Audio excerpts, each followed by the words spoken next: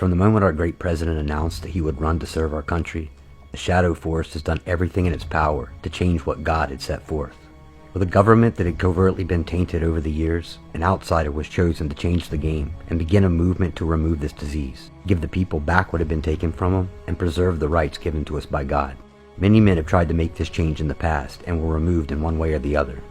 However, this time, the game was known, and this war had been planned long before 2015.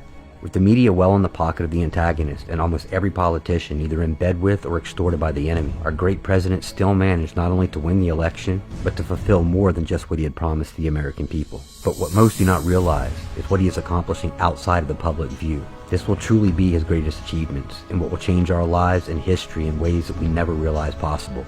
He will be victorious in a centuries-long war between darkness and light that very few even knew existed.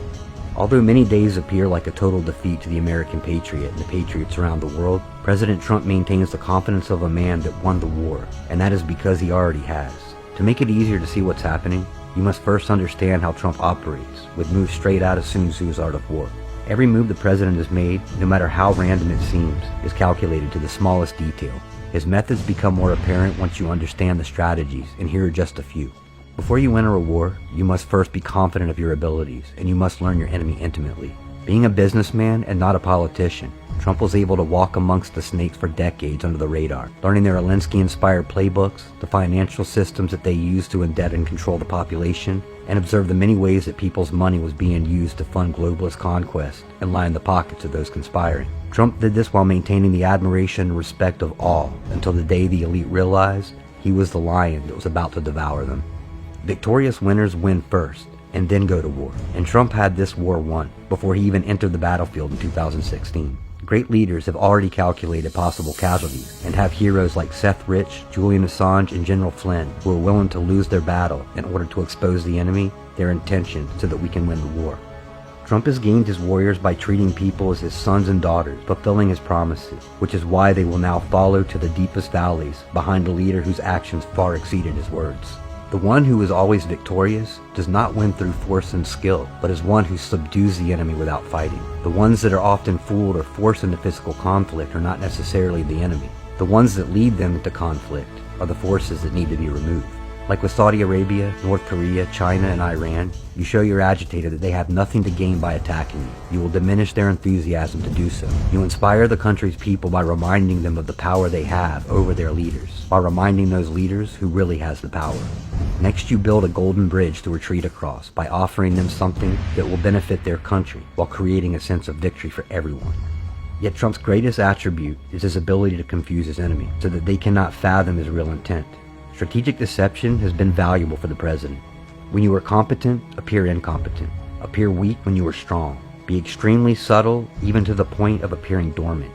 Always evolve and maintain flexibility, because any man can see a plan made for battle, but no man can determine a plan that never stops evolving. And this allows Trump to be the director of our enemy's fate.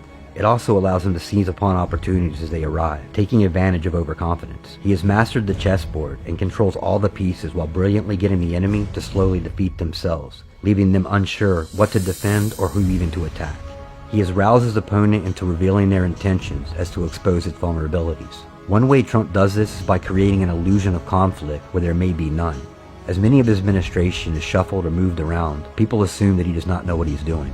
Trump often even exchanges unpleasantries via social media and sound bites with those that were relieved of their duties. He does this with his allies and his enemies. Some of those exchanges have merit, but many others, such as Jeff Sessions, are nothing but kabuki theater, giving the deep state actors an insecurity of who they can trust. This also allows Trump loyalists a shadow to hide behind while they complete other unforeseen tasks. Finally, we come to the strategy that most involves us, the Trump supporters, the patriots, and the digital warriors, and that is targeting the enemies where they are not. Preparing the battlefield for where it's going to be instead of where we are. Everything Trump, the patriots, and those that have already given their lives in pursuit of bringing dark to light have done will be in vain without the world waking up to the tyranny and the truth and feeling the impact of what has transpired, so generations from now do not let this transpire again. The military planning of the QAnon movement was the battlefield that was being prepared once the war reached this point.